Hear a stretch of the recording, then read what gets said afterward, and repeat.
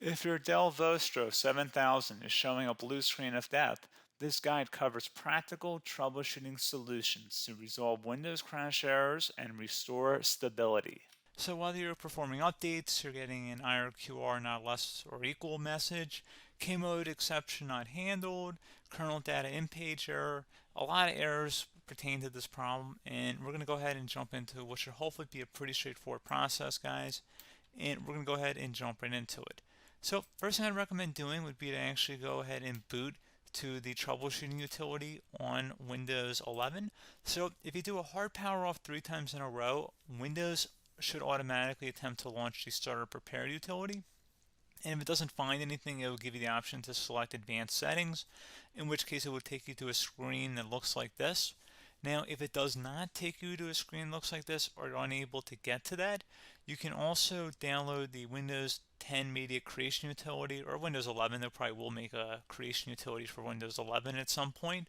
And it doesn't really matter, you can actually run the Windows 10 utility on Windows 11 as far as I'm aware. And you should be able to run the troubleshooting utilities built in within it. So you just would go ahead and download it to an ISO file and then burn it to a DVD or USB. It'd have to be about 4 gigabytes or more. It couldn't be a small USB flash drive, and it couldn't be a CD. It'd have to be a DVD. And then you'd boot your computer from it. So depending on the computer manufacturer, you'd have to tap a different key on your keyboard in order to launch that menu, in order to select what boot drive you want to go off of. So it could be anything between the escape key, F2, F8, F12, for example, and those are the function keys on the top of your keyboard. So you may have to just do a little bit of trial and error. Shouldn't take you more than a couple minutes. Googling it would probably be best before you even begin. But anyway, we're ready to go ahead and jump right into it.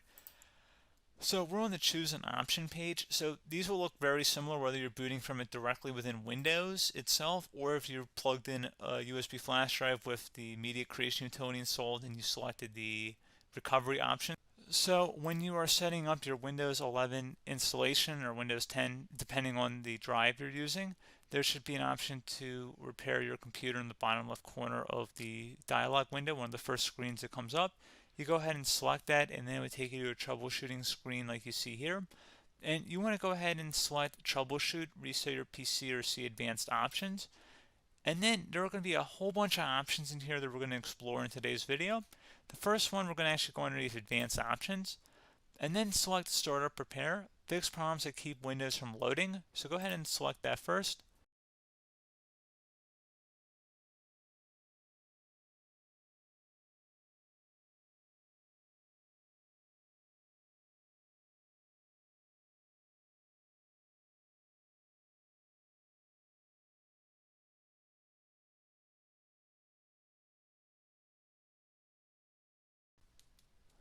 Okay, so you can see it could not repair our PC.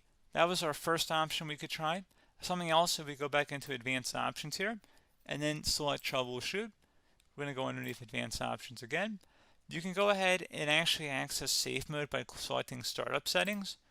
And then if you select the restart button, you have the option on the screen select safe mode with networking, which will give you a key on the screen. It'll tell you which key to press to enter that. I believe it's the F7 key. It'll do that for you. I'm not going to go over that in today's tutorial because I don't really want to go into safe mode, but you're more than welcome to attempt that by going into here and then selecting restart. Again, it'll launch another screen. It'll say what key do you want to press, and it'll give you like 7 or 8 different options, and you want to select safe mode with networking. There's also an option for a command prompt too, but that's going to be something we're going to cover later in this video, and we don't even have to go through that in order to access it. So that's why I'm not going to really push for that, because unless you know exactly what's causing the problem, you probably don't need to go into safe mode. Unless you're trying to recover files, in which case then you definitely can go into safe mode, but we're trying to actually recover our computer here. So I hope that makes sense. Something else we can also try here as well would be to uninstall updates, remove recently installed quality or feature updates from Windows. So if you go ahead and select that, you can uninstall the latest quality updates, which generally is the more day-to-day updates. Feature updates are the less regularly released ones, like the big ones. I would equate it to service packs in like Windows 7 and Windows Vista and Windows XP. So larger updates that occur once or twice a year at most. And the quality updates are more just a regular update. So probably obviously depend. It'll take longer if you're going to try and uninstall the latest feature update versus quality update, and maybe you don't need to go back that far. So just giving you guys a couple of pointers with that. Something else you can also look at here, and we're going to jump into the command prompt in a little bit, but you can select System Restore, which will use a restore point recorded on your PC to restore Windows. And this is something I would highly recommend here, guys. So select Next. Assuming you have a restore point saved on your computer, you go ahead and select the most recently created one, and you'll select Next, and then you'll select the drive. You shouldn't actually have to select the drive. You can scan for affected programs, but we're going to keep it all default here, and then we're going to select Finish. So once started, System Restore cannot be interrupted. Do you want to continue? I think we're going to select yes. I don't think we have anything better to do on our computer right now, so just give it a moment here to initialize. It will take a couple minutes to run, obviously depending on how large your hard drive is and how much is saved on the System Restore point. So just give it a couple minutes here.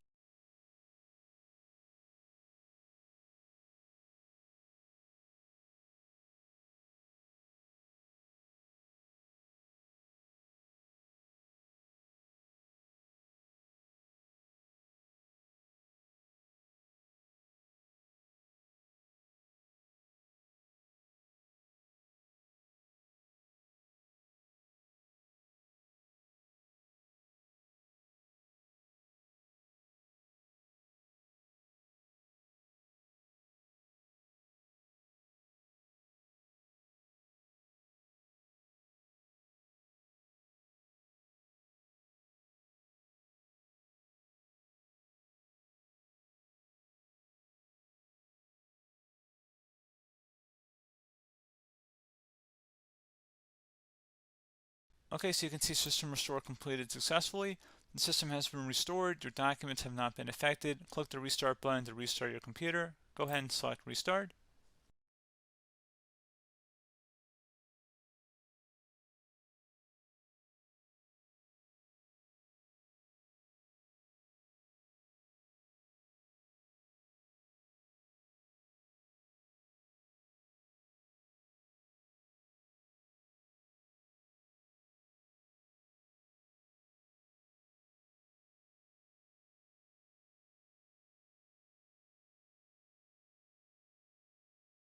Okay, so you can see the system has been restored successfully. We're going to go over a couple different methods in addition to that if that did not work. So I'm just going to pause the video and we're going to start back on the recovery screen that we started with. Okay, so a couple other things we can try here too. If you go back into troubleshoot, you can select reset your PC, let you choose to keep or remove your personal files and then reinstalls Windows. You can select to keep my files, which will remove apps and settings but keeps your personal files. You can also select remove everything, which will remove all of your personal files, apps, and settings. So this is more of a factory reset, the second option here. First option, it should not delete all of your personal files. However, it will pretty much clear most of your programs, and keep in mind, there's no guarantee that your information, number one, is even still available and easily recoverable on your computer to the point that you actually would be able to recover anything. And the second point is that there's always a chance that it won't actually recover and it will just do a factory reset anyway. So there's no guarantee that actually would keep your files anyway. So I would recommend trying to get a recovery tool and backing that up first before selecting it anyway. But again, those are a couple of different options. And then something else you can try here if you go back to the choose an option. Another option, if you go underneath choose an option and select troubleshoot, advanced options, and now select where it says command prompt. Okay, so the first thing we should do is type our main hard drive here. In most cases, it should be the C drive. So you just do a C colon and then hit enter on your keyboard.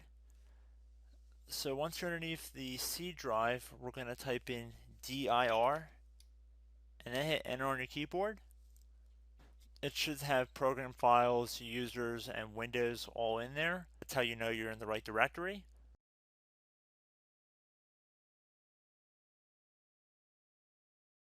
In some cases, it might be the D drive as well, so just keep that in mind.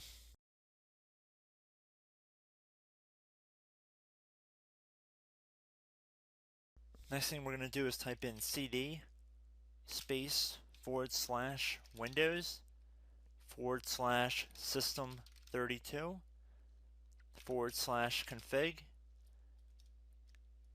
and then you're going to hit enter on your keyboard.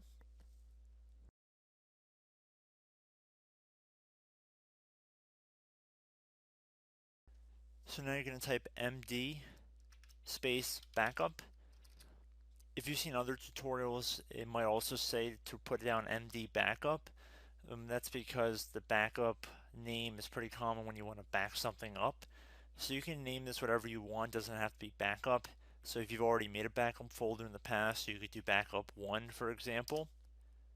So once you're done setting the name you want the backup to be called, hit enter on your keyboard again.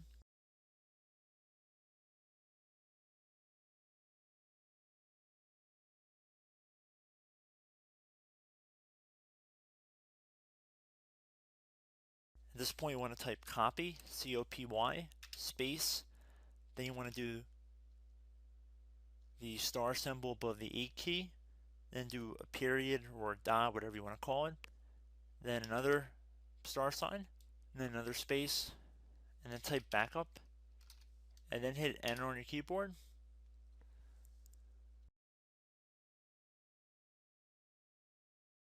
Now you want to type CD reg back, REG BACK, and then hit enter on your keyboard. So now that we are under the reg back, so now you want to type dir again, and then hit enter.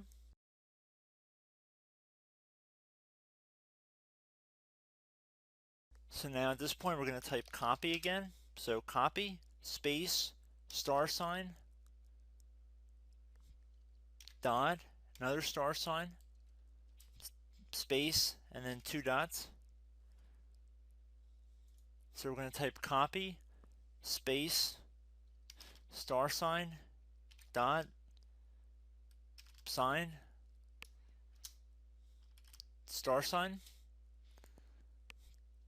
dot, dot, and then hit enter on your keyboard again.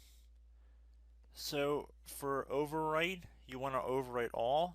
So type A on your keyboard, so capital A, and then hit enter on your keyboard.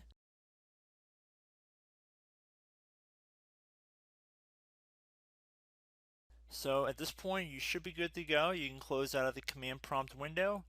And if you accidentally continue to Windows 10, you should be all set.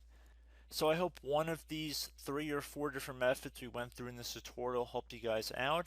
Again, I'm not sure if you guys heard me earlier, but try to go back into your safe mode if possible and uninstall any programs you know might be conflicting with the Windows startup if you can get into safe mode.